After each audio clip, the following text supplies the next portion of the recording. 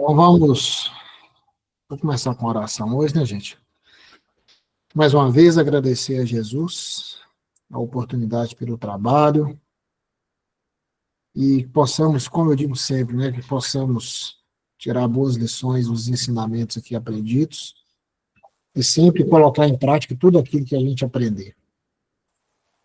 Pai nosso que estais nos céus, santificado seja o vosso nome, venha a nós o vosso reino, seja feita a vossa vontade, assim na terra como nos céus.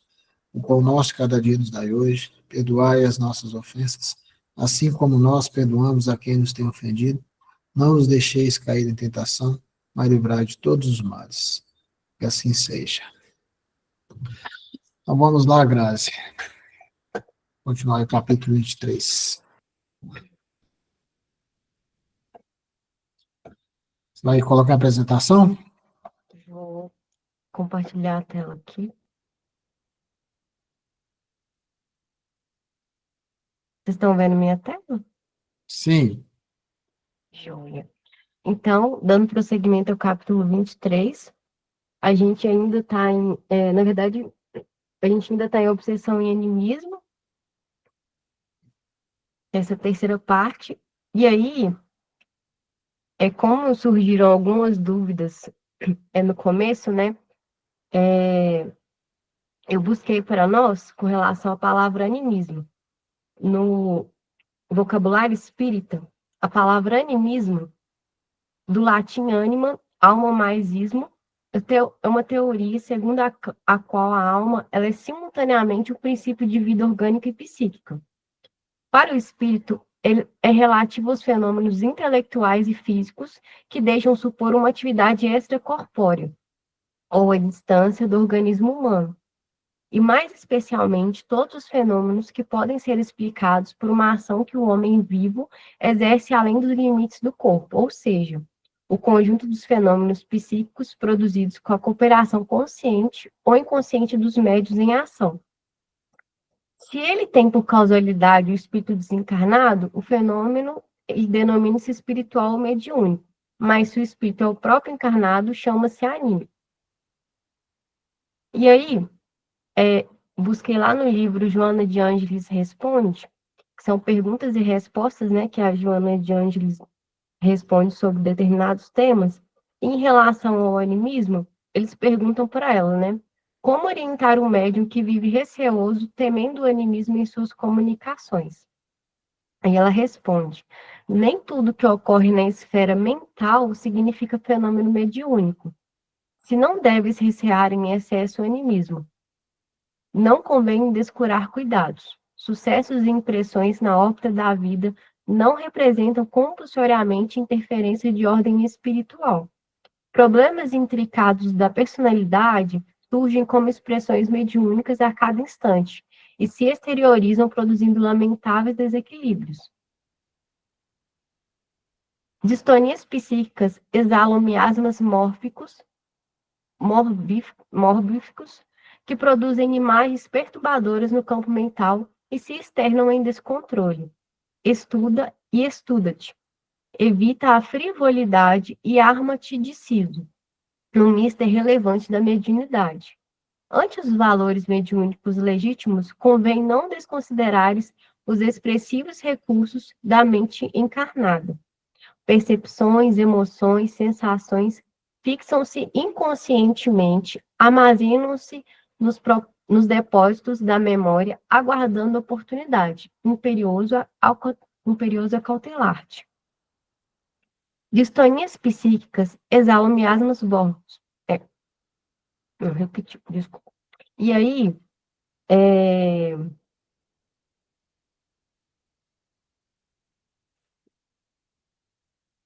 aí a Joana de Ângeles, ela fala para a gente, né, que, na verdade, agora, né, com minhas palavras, o animismo ele é um fenômeno natural, mas isso não significa que o médium ele não deve se esforçar e estar sempre estudando para ele poder diferenciar o que é dele e o que é realmente do espírito.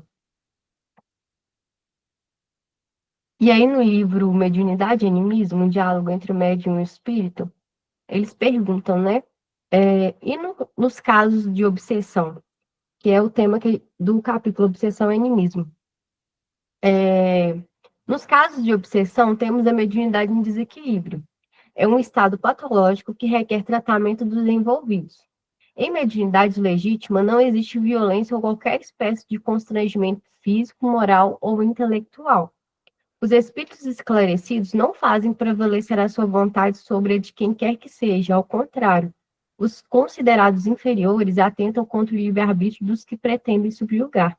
Então, um espírito superior, ele nunca vai desrespeitar a vontade do médium, que é o que o Kardec tinha dito para nós no livro dos médiuns, conforme a gente tinha estudado semana passada, né? Os pontos que o médium deve sempre considerar o pensamento que realmente não é dele, né? Que o espírito que vai obsidiar o médium, ele sempre vai tentar convencer, tentar impor a ideia dele. Como no caso da fascinação, né? Vocês estão me ouvindo bem? Sim, pode continuar, Graça. Joia. E aí, agora a gente. Oi? Tem um ping aqui do meu lado aqui. Dá para a gente falar aqui. Ó, eu tenho... Tudo que eu tenho estudado talvez seja um dos grandes obstáculos que existe na vida do espírito que vem para exercer a mediunidade, chama-se animismo.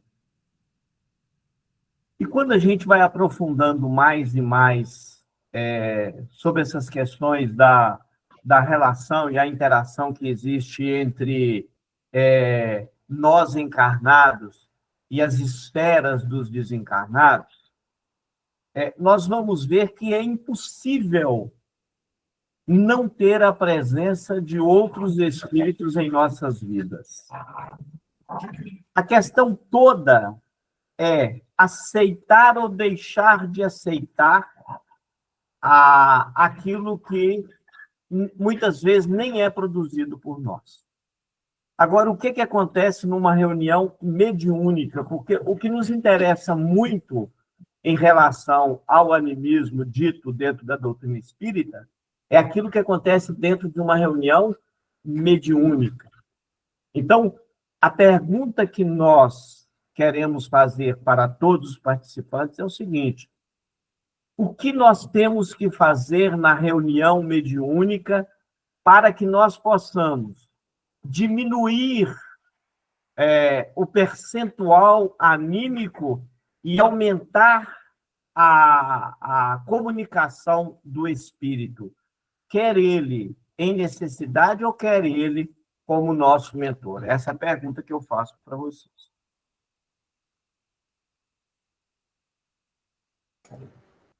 E aí? Não, Na minha opinião, seria estudar, né? O médium que não estuda, ele tá fadado a um insucesso na prática mediúnica e ele não vai ser um bom instrumento, né?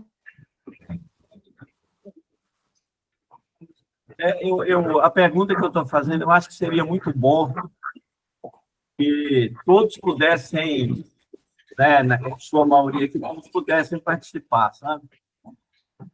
A Isabela, Só falar dois cachorros, eu acho que é questão também da gente se preparar, né? De concentração, de preparação, de todo um preparo antes mesmo da reunião. mas o que é o preparar, né, Bel? Preparar como? Preparar mentalmente, cuidar dos pensamentos, cuidar das ações, né? Mais alguém? A questão é como que a gente consegue fazer isso se a gente oscila o tempo inteiro, né? Que bom que você atendeu. Eu tentei falar com o Cornélio, não consegui. Pode falar, Angeli. Pode falar. Eu penso que tem a ver com isso mesmo, a questão do preparo, né, anterior, e não só no dia do trabalho, né, mas sim também durante a semana, durante os momentos onde que a gente é pego desprevenido, né, digamos assim, a questão da vigilância. a questão da vigilância, do estudo, tudo isso aí é essencial, né? A vigilância é extremamente, assim, necessária, né? E tentar manter realmente o pensamento elevado, que é difícil às vezes, né? Porque durante o dia a gente passa por várias provações, por vários testes, né? Então, acho que tem a ver com tudo isso aí, tá? E o estudo, né? Eu O já estudo acho que é o extremamente autoconhecimento. necessário. Também, autoconhecimento também. É um conjunto de coisas, né, na verdade. Porque eu entendo que o animismo como é que fala assim, a manifestação do próprio médium, né? Às vezes o médium pode estar vivendo determinadas situações em que ele expressa, né, através do animismo, a ideia dele que está no subconsciente, digamos assim. Então, como saber se essa manifestação é minha, ou do médium mesmo, propriamente dito, ou se é de um outro espírito? É isso que foi falado aí do autoconhecimento. Então, a partir do momento que a gente passa a se autoconhecer, a gente consegue identificar se aquela ideia é nossa ou se é de um espírito, né? Acho que seria isso. Eu vou mudar a pergunta aqui para depois voltar com ela. O que um médium, quando ele é convidado a estar numa reunião mediúnica, e quando ele adentra para o ambiente, o que ele tem que fazer a princípio para ele poder ser um membro ou um elemento daquela corrente mediúnica? Silêncio. Silenciar a Principalmente mente, ficar em silêncio mental, né? fazer prece. Os problemas do lado de fora. A partir do momento que entra ali, está por inteiro e disponível ali para aquela reunião.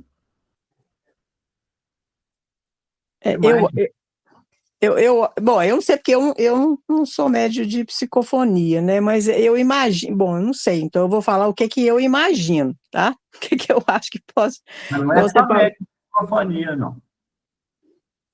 Tá, mas é igual você falou, como que ele vai fazer para ele diminuir o animismo e aumentar a comunicação do espírito? Não foi essa a pergunta? Isso, mas e o doutrinador? O doutrinador também é médio, quem disse que não é? Não mas assim, eu falo assim, a gente recebe, né, isso mesmo, a gente recebe a orientação, né, para falar o que a gente precisa falar. Então, eu acho, bom, a minha visão é isso aí, a gente, para ir para uma reunião dessa, a gente tem que se preparar mesmo, me preparar a semana inteira, até todo dia, mas especialmente a semana inteira, eu acho, né, com mais afinco, né, porque a gente sabe que não é fácil o nosso dia a dia. Mas eu acho também assim, a gente entrou ali na reunião, a gente está ali para servir. Então, assim, eu acho que é o máximo que a gente puder silenciar a gente, sabe, as nossas tendências, a gente ser humilde, sabe, humilde mesmo, saber que a gente está ali é só para servir, que a gente não tem nada, né, assim, para oferecer, que o trabalho todo é feito pela espiritualidade. Eu entendo assim, sabe, que eu estou ali para servir e eu peço isso, sabe, que me deixe servir de instrumento para ajudar aqueles irmãos que estão ali. Então, eu penso isso. Se você deixar o personalismo entrar, deixar a sua vaidade, gritar, querendo falar, mas principalmente é o que eu imagino. Se for um mentor, principalmente, querer, né, seja humilde, para que ele traga o que ele precisa trazer, obedeça, sabe? Seja fiel ao que ele está trazendo, e também aos irmãozinhos que estão vindo, ser fiel ao que eles estão trazendo, né, ao que eles estão sentindo, aos sentimentos deles, ao sofrimento deles. É isso que eu imagino. Eu acho que seria esvaziar a mente. Esvaziar a mente. Isso, essa é tão interessante. Olha que legal. Jesus fala assim, eu e o Pai somos um. Tanto é que essa fala de Jesus, quando ele diz que eu e o Pai somos um, criou-se uma confusão religiosa ao ponto de todo mundo falar que Deus e Jesus são as mesmas pessoas. Jesus é criatura, Deus é criador, né? E não vamos entrar aqui em detalhes sobre cocriação, não, que é outro patamar de discussão, né, de diálogo, mas ele fala, eu e o Pai somos um. Mas quando eu digo assim, eu e o Ezequiel somos um, O que eu estou fazendo? Eu preciso, como médium, me apagar para que ele, como trabalhador do Cristo, possa se acender. Então, aí sim, eu estou falando que nós somos um, por quê? Eu estou abrindo as portas da minha casa mental para que ele manifeste. É como uma visita que você recebe, você deixa aquela visita que você gosta muito, você deixa ela muito à vontade dentro da sua casa. As manifestações mediúnicas é isto. Agora, se você recebe uma visita que você não conhece, que é uma visita, vamos dizer assim, preocupante, mas que alguém te pediu, né, que alguém que confia em você pediu para que você recebesse aquele espírito na sua casa, você vai receber, mas o bom senso te diz que você tem que ficar atento e vigilante. Olha que interessante. E na mediunidade nós temos que vigiar, sim, porque nós não somos obrigados a fazer, nós não somos máquina. Então a gente não tem que fazer tudo que o espírito quer. Se eu fosse fazer tudo que o espírito quer numa reunião mediúnica, eu já tinha batido em muita gente dentro da reunião mediúnica. Entendeu? Olha que interessante. Nós estamos falando de animismo. Então, o primeiro passo para se participar de uma reunião de pronto-socorro é primeiro esvaziar a mente. Quando você esvazia a mente, você deixa tudo lá fora. Por quê? Por que eu sou muito chato com essa questão de reunião mediúnica? As pessoas antigamente chegavam, abraçavam, beijinho, que negócio, novela, isso. Bom, nós não fomos ali para isso. Nós estamos ali para podermos nos oferecer, ou seja, cada um de nós abriu a nossa casa para que outros pudessem adentrar. Olha a nossa responsabilidade. Uma coisa é o Ezequiel entrar na minha casa mental. Outra é um espírito em total desequilíbrio. Se eu não tiver um equilíbrio para poder auxiliar, como que eu vou fazer? Entendeu? Então, o primeiro passo é esvaziar. O segundo é preparar a casa. Né? A gente está dentro de uma reunião mediúnica e a gente tem que ter a responsabilidade de entender que nós somos um elemento naquele processo. Quando eu citei aí que o doutrinador é um médium, e quando ele quer doutrinar, ele está cometendo um erro gravíssimo. O doutrinador não tem que doutrinar.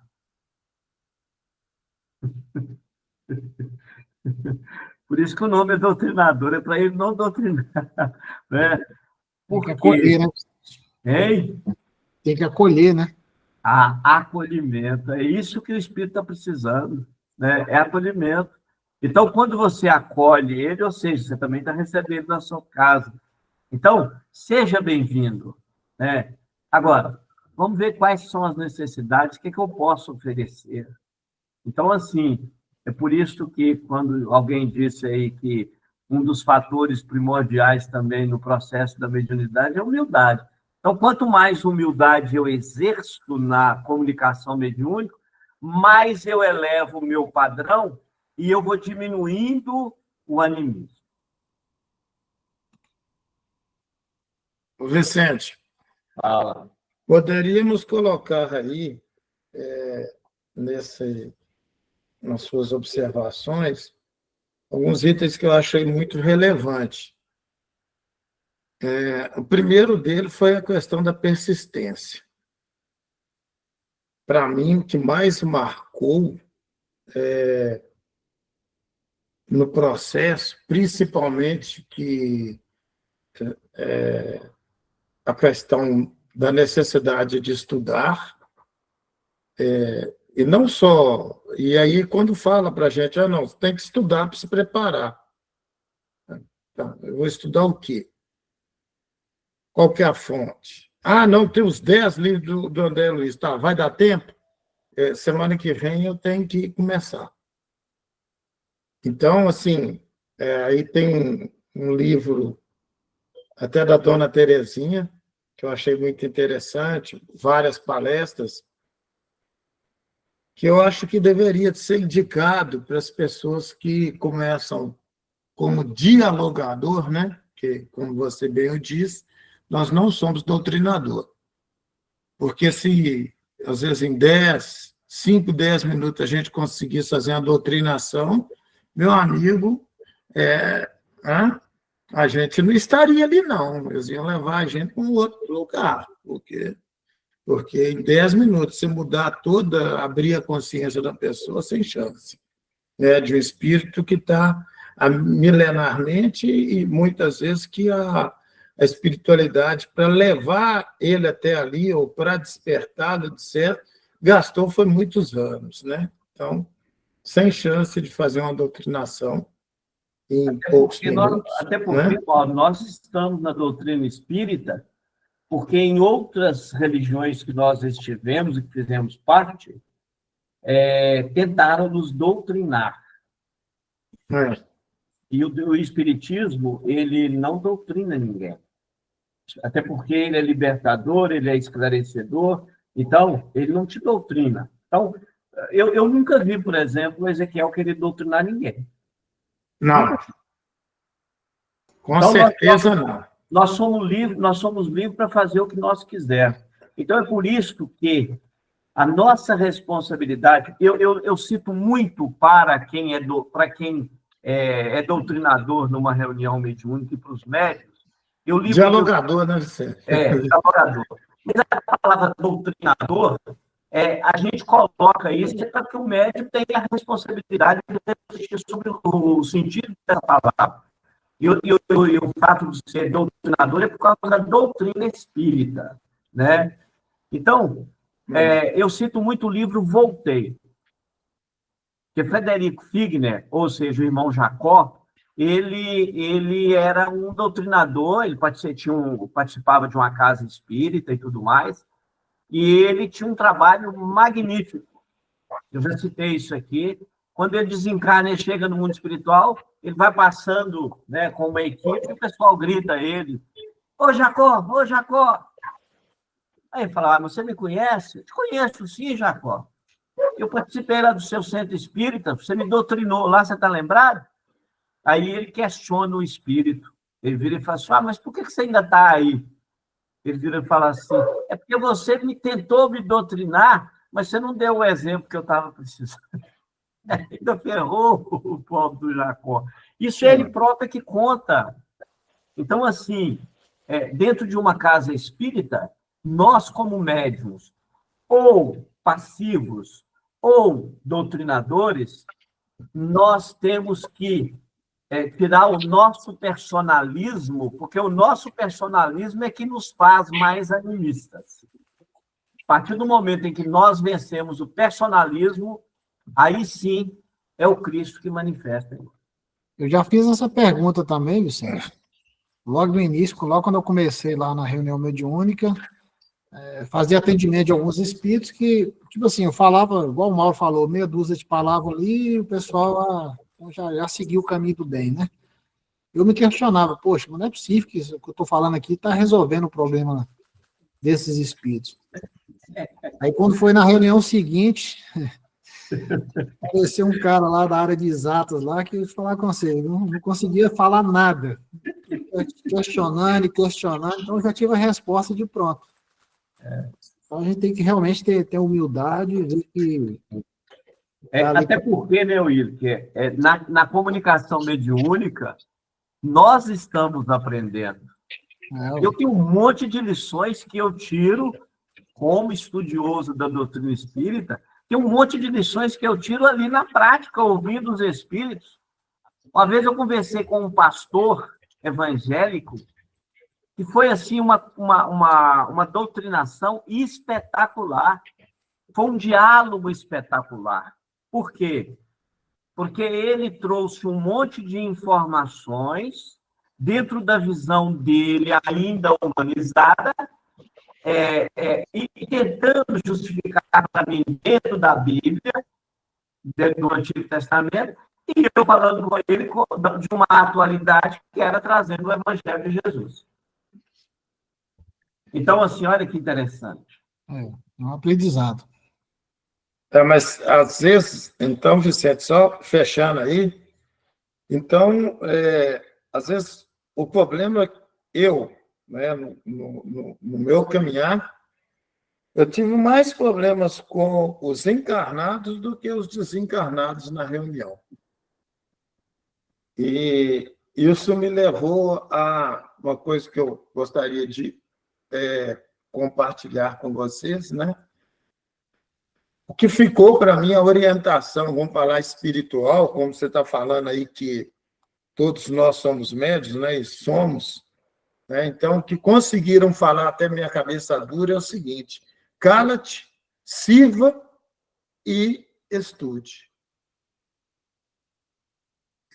Foi dentro disso aí, só por isso que eu não desisti, mesmo porque eu sabia que se eu desistisse, a perda maior seria a minha, não das outras coisas. Então, assim, é o que eu levo assim, para qualquer pessoa que esteja caminhando nessa área, trabalhar o calar, servir, né? Então, servir aí com persistência e estudar. Porque senão a gente não consegue sair lá na frente, não. Ô, Mauro, eu posso falar por experiência também o seguinte, que o problema é que a gente fica no ímpeto, né, de tentar ajudar, seja um espírito ou seja um encarnado, a gente quer, de certa forma, impor a nossa forma de pensar para o outro. Entendeu? E o problema é que o que eu tenho aprendido ali com a espiritualidade é o seguinte: eles não ferem o nosso livre-arbítrio. Às vezes a gente está com um problema, a gente fala assim: Ezequiel, me dá uma luz, e o que eu devo fazer? Aí ele vem com incógnita para você, dá uma volta gigante para você pensar e refletir. E isso que você falou, quando a gente fala assim, cala-te, é para quê? Para a gente silenciar a nossa mente, ouvir o que Deus tem nos a dizer. É a partir daí que a gente consegue fazer. Pode terminar. Eu escutei do Ezequiel nessa quarta-feira agora uma frase que eu nunca tinha pensado na minha vida. Ele virou alguém conversando com ele vira e fala assim: na casa espírita ou nas casas de oração existem os bastidores e os atores. Os bastidores e os atores. Aí a pessoa fala assim: mas como? Eu nem sei, porque a grande maioria das coisas, é só o que me interessa que eu guardo. Não sei com quem foi que ele falou e tal. Aí ele vira e fala assim: é porque nos bastidores estão os trabalhadores. Isso aí. Essa questão dos bastidores aí, Ezequiel trouxe para mim até uma... Não foi comigo que falou, mas ele trouxe aí para mim exatamente o que eu vinha pensando há muito tempo, né? Até para dar um significado que eu penso. Conhecer os bastidores das casas, eu vou te contar, é um treino complicado, viu, Vicente? Então, assim, eu vou te contar. Eu não gosto, eu já tinha desanimado de conhecer os bastidores. Queria ficar só lá na plateia, mais tranquilo, porque os bastidores é que estão os trabalhadores, é aí que acontecem as coisas, né? É uma coisa que se apresenta, outra coisa para chegar ali bonito. Ô, Mauro, você já parou para pensar? O trabalho que Jesus teve que fazer? Porque a gente fala assim, os discípulos de Jesus, todos eles já eram espírito de escola. Não eram, não. Os espíritos que auxiliaram Jesus no processo eram espíritos como nós, mas que se comprometeram no âmbito espiritual de levar adiante esse trabalho. Tá certo? E é claro que, com certeza, com o auxílio do Cristo, não que Jesus tenha facilitado a vida deles, mas eles, com a certeza de que Jesus estava ali, nos momentos em que eles se sentissem sem condições, e isso fortaleceu, sim, para que eles levassem adiante o trabalho. E eu só tive certeza disso quando, este ano, não, o ano passado, manifestou um Espírito Natal, onde ele diz e fala assim: a maioria das religiões na Terra nos colocam distantes. E nós, na realidade, estamos próximos de vocês. Ou seja, se eu pegar e colocar um Mateus, um João Evangelista, se eu colocar Maria Madalena distante, eu não tenho esperança de nada. Imagina onde que Jesus, como ser, como perispírito, aonde que Jesus mora? Qual que é o orbe? Onde que é a casa que Jesus mora? Ele habita, sim, um orbe. Agora eu te pergunto, nós estamos preparados para estar nesse orbe que Jesus mora? Claro que não. Está lá quando o Flacos disse que quando Jesus desce para a terra, ele tem que se apagar.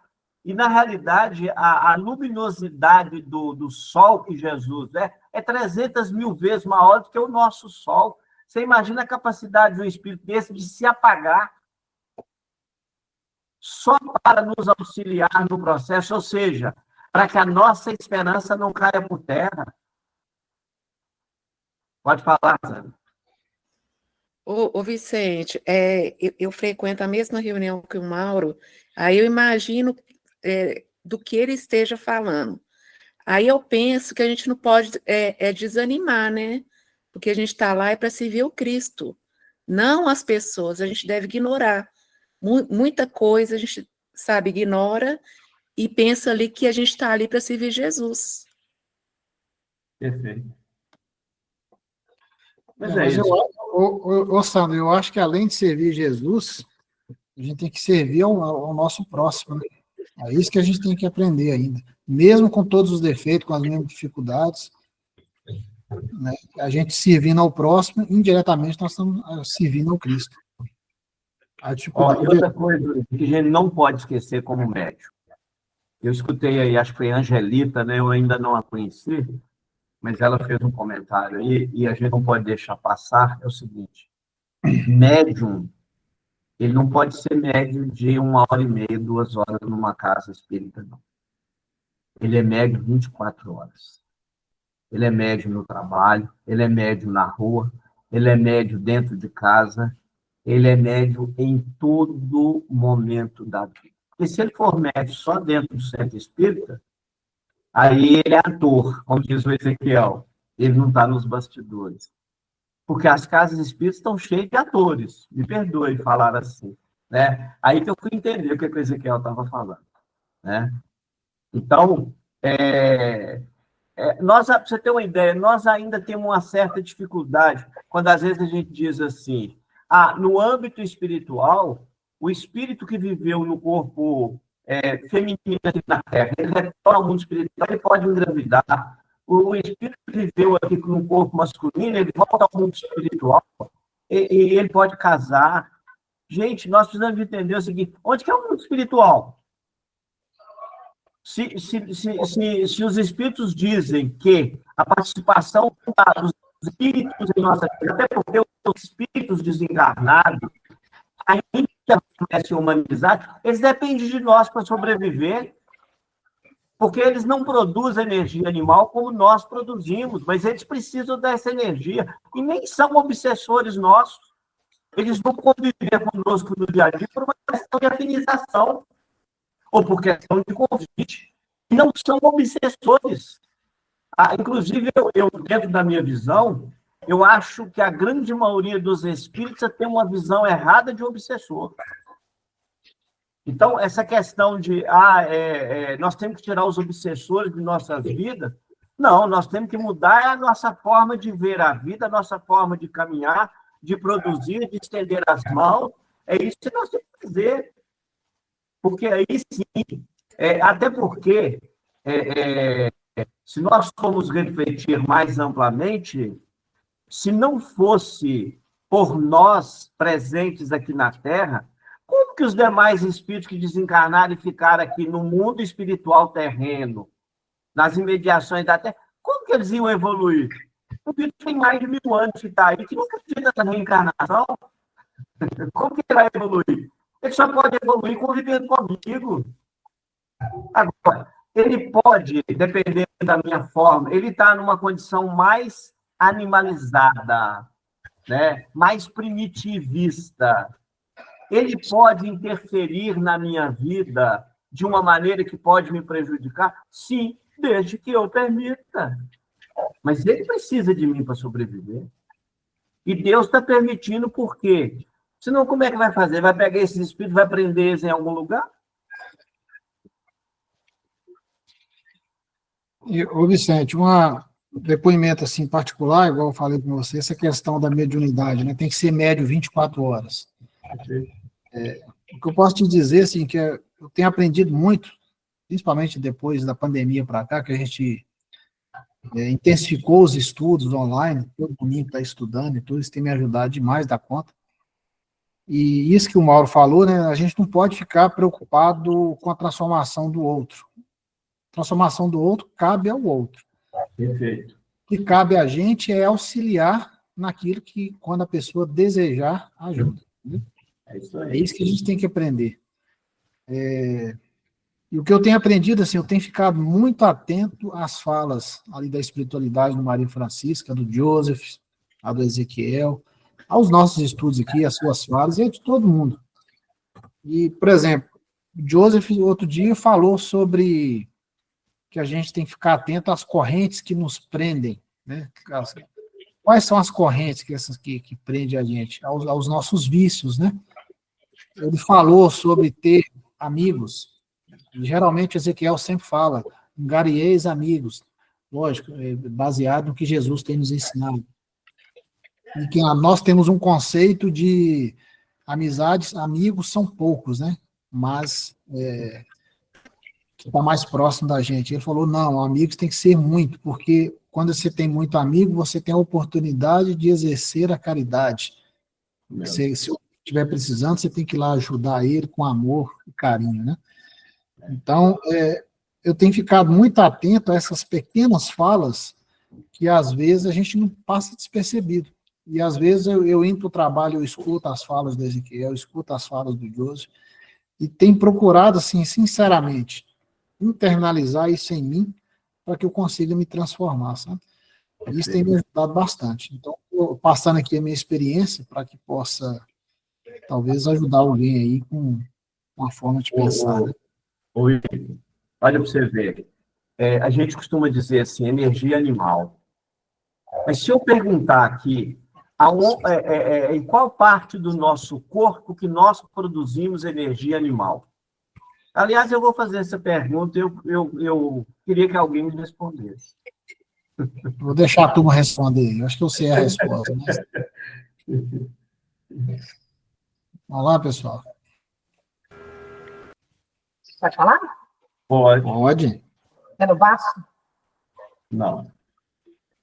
Não? O baço é um armazenador, ele é uma bateria. Armazena. Qual foi a pergunta? Eu não entendi. A pergunta é em qual parte do corpo nós produzimos a energia animal de que os espíritos desencarnados precisam e que nós também precisamos.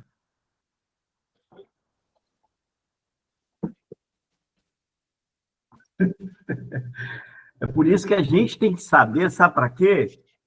É para nós, quando Jesus fala vigiar e orar, as pessoas acham que orar é ficar rezando. Eu já citei isso aqui várias vezes. Mas não é não, gente. Se nós não tivermos uma vigilância constante, nós estamos ferrados, sim. Nós não vamos sair dessa condição em que nós estamos aqui. Nós vamos demorar séculos e séculos. Então, a gente precisa, sim, ter o conhecimento. E o conhecimento, a Graziela disse anteriormente, sem esse conhecimento, nós vamos ficar apenas como uma máquina de receber espíritos. E a gente precisa de saber, sim. Olha que interessante. Nós temos 2 pontos no nosso corpo físico que é fundamental para a manutenção dos espíritos no plano espiritual. Um é os nossos intestinos. E outro é as nossas genitálias, onde está a região sexual. E vamos dizer, é nessa região da genitália onde nós produzimos a energia de vida, que ela é fundamental para nos mantermos. Até porque é por aí que nós recebemos toda essa energia que vem do cosmos. E ela passa por essa região. Tanto é que sem a energia sexual, nós não conseguiríamos sequer pensar. Nós não teríamos capacidade para uma reflexão. Por quê? Porque a gente precisa de energia para isso. E os espíritos também precisam dessa energia. Então, é nesses dois pontos que nós temos que vigiar muito. É no comer muito e nos distúrbios sexuais que nós geramos aqui na Terra. Porque uma das duas grandes dificuldades para o espírito numa experiência encarnatória é a comida e o sexo. Só para a gente pensar.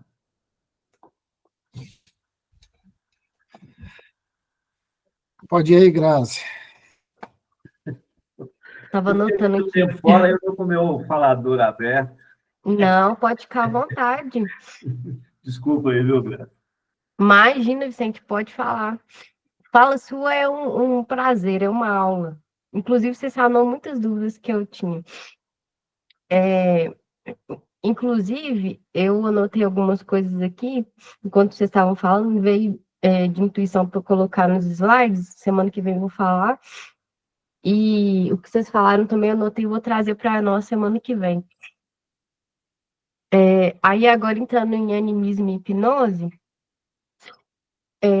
imaginemos um sensitivo a quem o magnetizador intencionalmente fizesse recuar até esse ou aquele marco do pretérito, pela deliberada regressão da memória, e o deixasse nessa posição durante semanas, meses ou anos a fio. E teremos exata compreensão dos casos mediúnicos em que a tese do animismo é chamada para explicação necessária.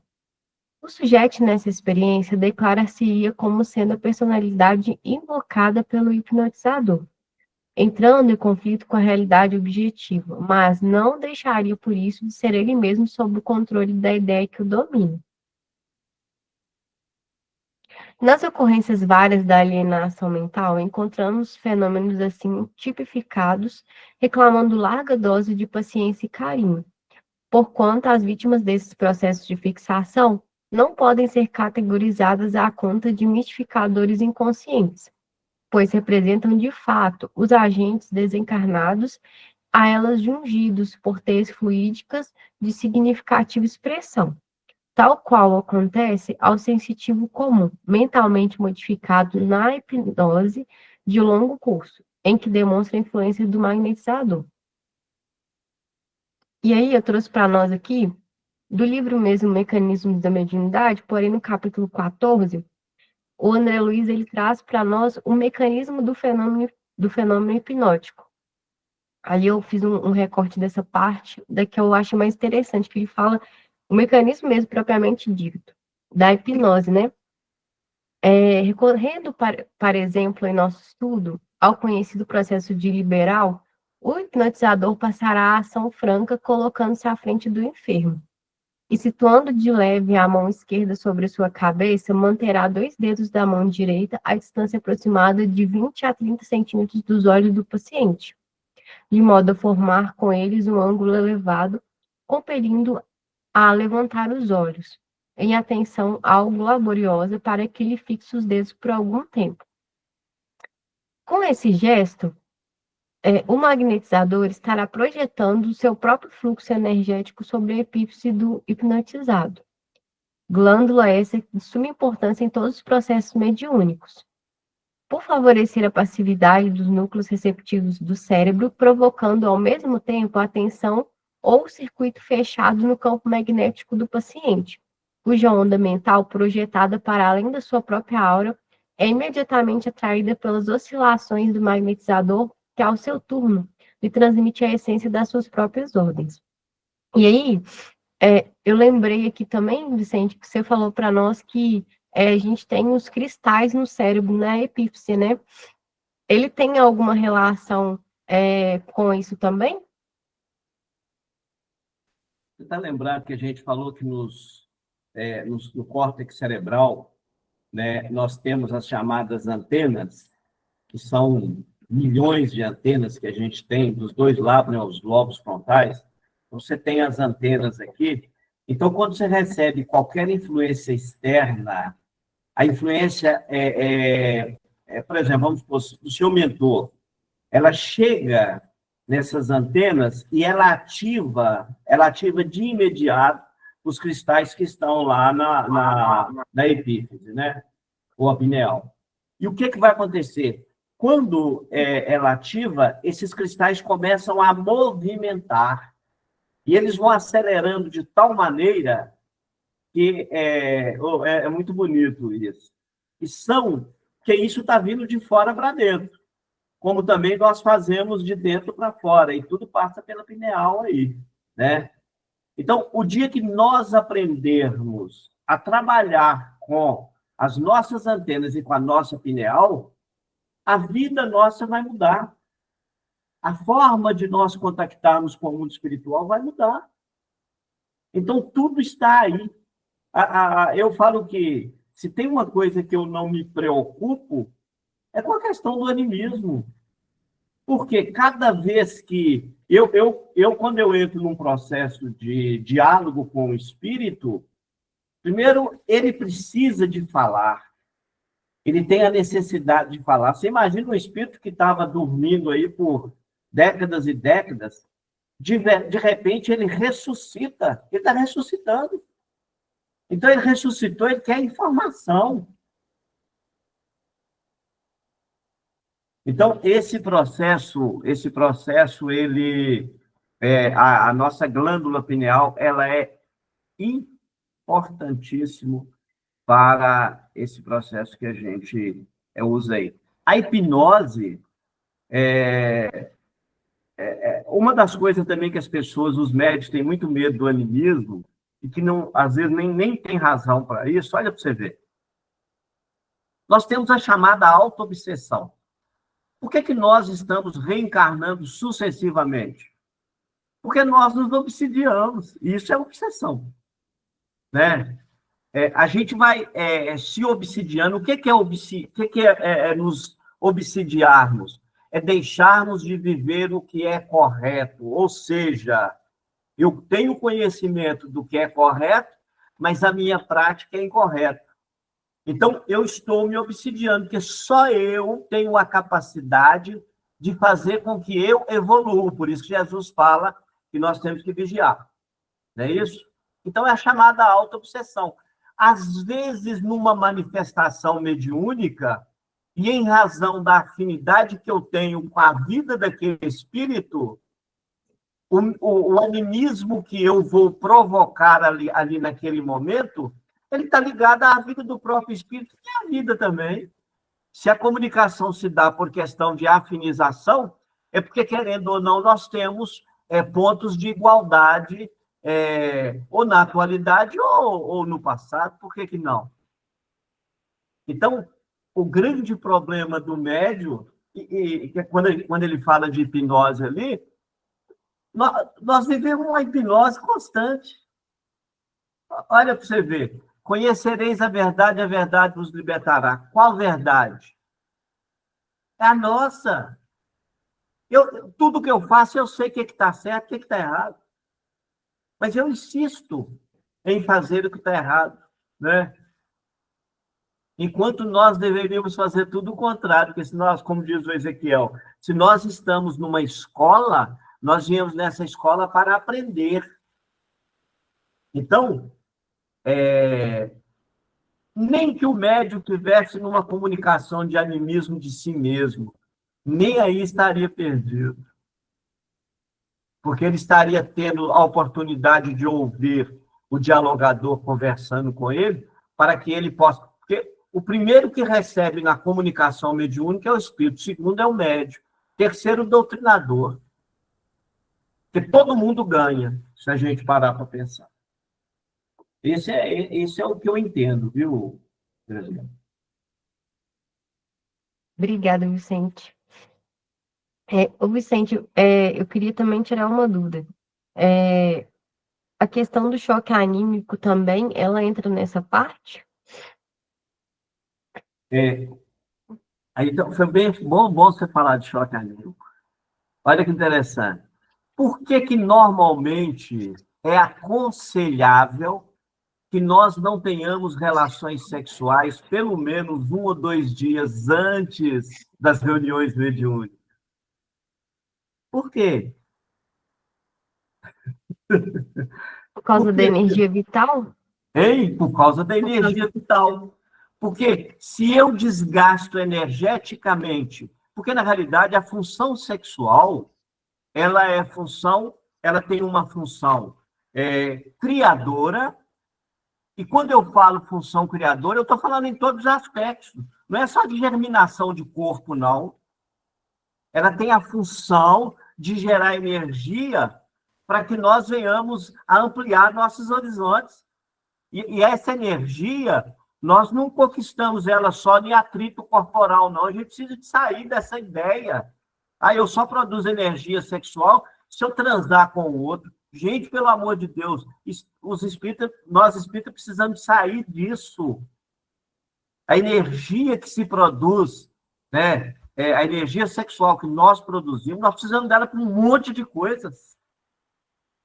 Então, é importante nós entendermos que, quando nós estamos numa reunião mediúnica, e que nós, como médios, geramos o chamado choque anímico, nós estamos buscando essa energia, que é a energia de vida, para que o espírito restabeleça. O que vai acontecer com ele?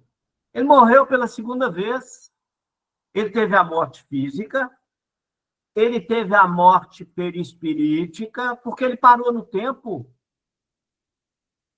Nós não aprendemos que não existe morte. A morte é só do corpo. Tanto é que nós voltamos e reencarnamos. Um espírito que desencarnou, ele vai para o plano espiritual. E ele cometeu muitos crimes aqui na Terra. Ele pode ter a segunda morte. E para ele poder ressuscitar, ele vai precisar de quê? Choque anímico, ou seja, energia de vida, é energia criativa. Tanto é que ele pode ter perdido, inclusive, parte do perispírito na hora que ele toma o choque anímico, ele recompõe partes perispiríticas do corpo dele, senão ele nem conseguia pensar. É como se as células do seu neurônio perispirítico estivessem ali simplesmente paradas, dormitando. E no momento do choque anímico, ou choque de vida, ele acorda. É por isso que muitos esquecem até o nome, né?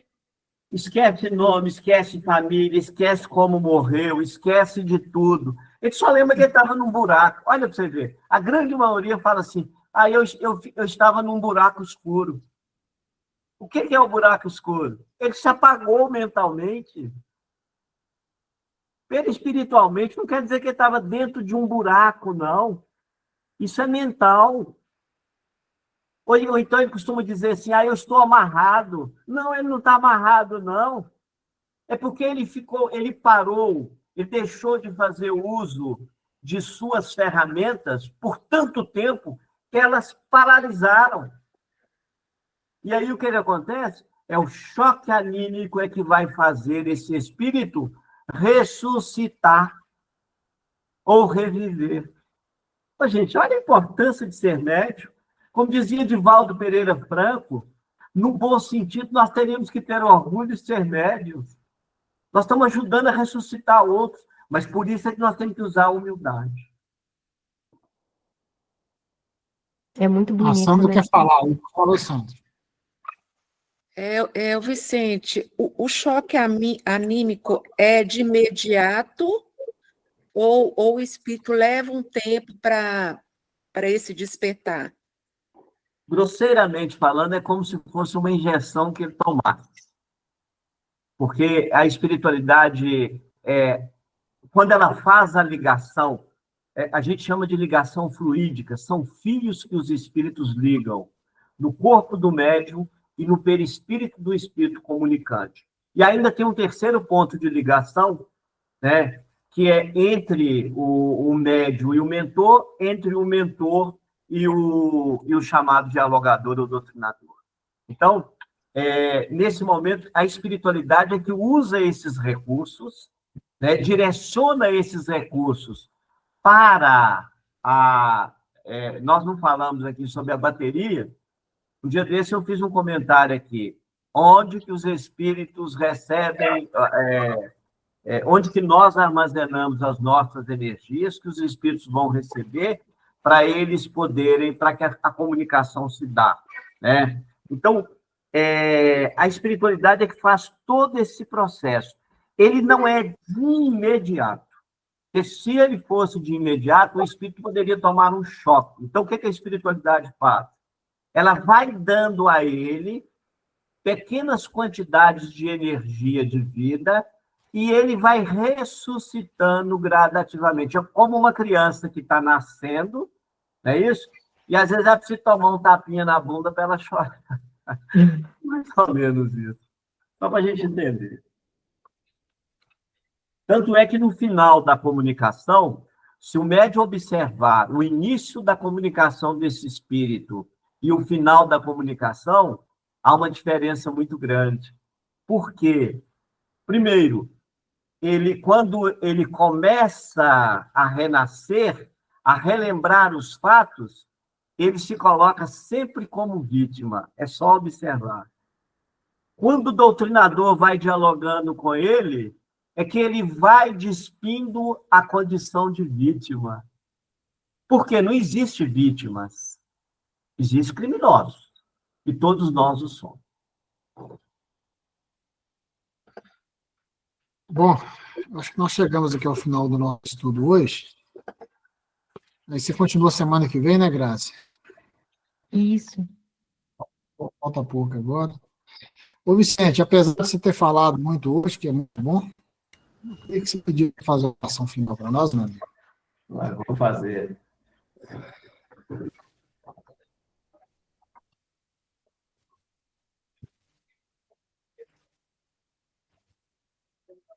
Jesus, até quando estaremos ainda rastejando no pó de nossa ignorância?